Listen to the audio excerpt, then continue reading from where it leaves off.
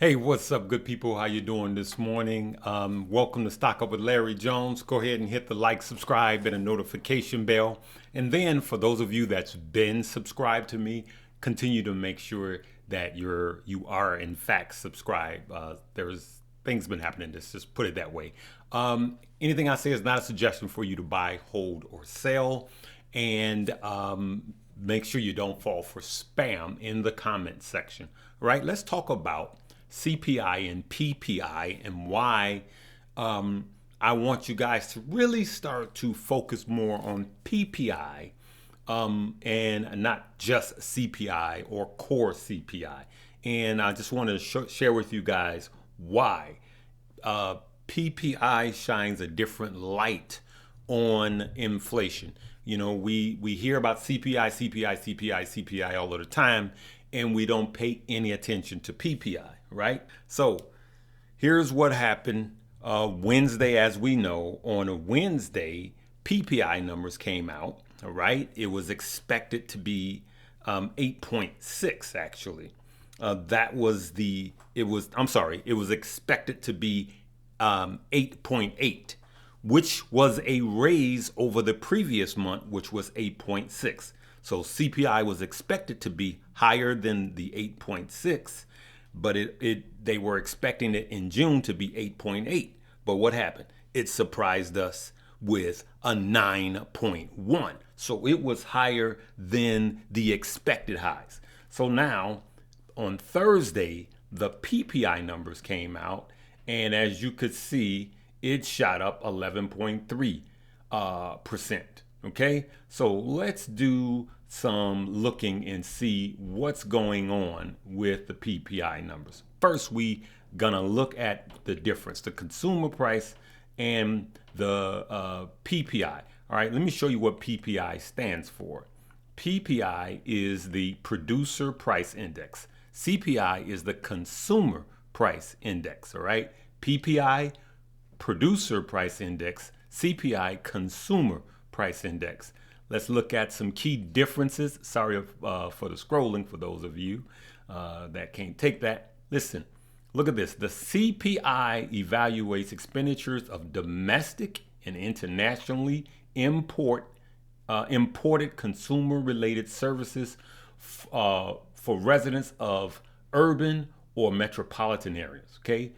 The PPI looks instead at the price that producers pay, and it measures changes in the sale price for the entire domestic market of raw goods and services. Okay, so let's go down even further. But look at this. This is very important about PPI. Well, let's go to core CPI. Look at this. Core CPI tracks, which excludes, okay? Core CPI tracks core inflation, which excludes goods in the food and energy sector, right? What do you and I consume on a daily basis? Food and energy, right? So core CPI does not calculate in what you and I do daily. Actually, PPI, producer price index, has a lot to do with inflation. So, okay, so let's look here again. Look at this. In contrast to the producer price index, PPI measures the average change in sale prices for the entire domestic market of raw goods and services, okay? And so that's what we got to look at also. So CPI, Consumer Price Index, is not a standalone. Look at this. The industry that comprises the PPI includes mining, manufacturing, agriculture, fishery, forestry, natural gas, which we use all of the time, electricity, construction, waste, scrap materials. Okay, so we can't just look at CPI, we have to look at PPI. But what happens is we could have a bad or a high CPI, Consumer Price Index number, people lose their mind, and then PPI comes out and nobody's even paying attention to it. But as you can see, PPI is a major indicator that we need to be looking at also. So I know a lot of you analysts and a lot of you guys that are way smarter than me, you've been looking at PPI. I'm saying this for the people that are new to investing, to be ready for these high numbers, okay? So what I want to say is that we have to be ready when these numbers come out. So we know that now we have had CPI, which was high, 9.1%, which was insane, okay? Then we had PPI come out right behind that, which is also higher than expected. So what is that telling you about inflation? It is out of control, right? And so what do we have coming up? We have the Fed meeting on the FOMC meeting on the 25th and 26th of this month. And now there's talk about the Fed doing a full percentage point, okay? So I expect the Fed to be at either 75 basis points or 1 full point, either 3/4 of a point or 1 full point. Now, there's going to be guesstimations everywhere. And I use the word guesstimations because that's exactly what it's going to be from everybody. Guess, guess, guess. The only ones that know from this point is the Fed. Now, there's a lot of people that feels it may be 1%. I'm just going to wait because it may not, because we see that gas prices have come down, but it came down after they got the read for June's CPI reports, Consumer Price Index report. So the last 2 weeks wasn't calculated in the CPI numbers we just got. So it just came down. So that's not a sign that inflation has peaked out, but it could have slowed down. So what the Fed is going to do is be reactive, measure from now until the meeting and see the data that they see going on. They have a better look at the data than we do. All right, we also know that banks are reporting, and JP Morgan and Morgan Stanley has reported, and they were not good, okay? They both were not good, so financials are not doing good. JP Morgan, which is our largest bank here, Jamie Dimon is, to me, one of the most negative people. He's just one of the most negative people, period.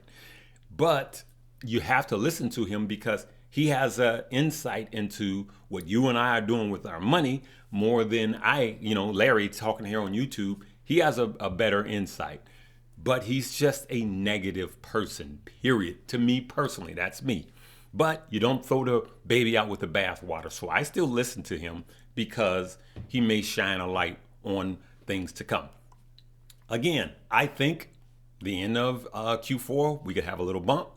I'm going to be trading accordingly. I'm going to be keeping you guys informed. I just wanted to go over this PPI number, which a lot of people just don't pay attention to, but it's important data, right? And then the CPI, and then the core CPI.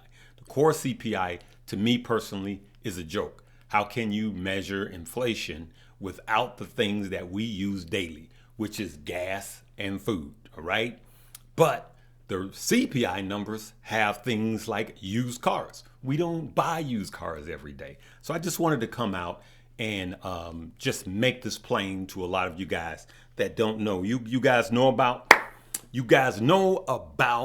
Webull and Moo. Deposit, I have in my links. Check this out, good people. A lot of people have been asking about where the links are. So you could simply just go here to the page, right? And if you're on a computer, just hit more, right? But if you are on a cell phone, then you go there, right there where the topic is, and then you go there, hit more, you'll see the drop down, okay? So go right there to where the description is, and then you'll see the drop down. Deposit $100 into both. You guys already know what we're doing with both of them. In Moo, we are just cashing up right now. I just got off the phone with Stocks with Josh, and we're just trying to see how can we better serve you on making both of these portfolios green.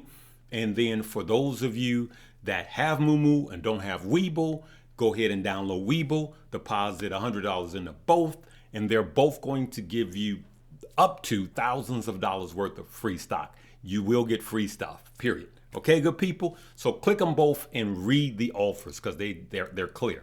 And we're going to leave it right there. We'll see you later today.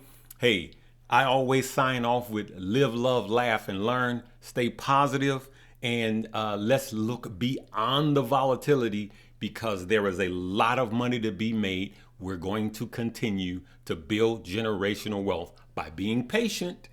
And then when it's time to move, we're going to move. Scared money don't make money. All right, we'll see you later.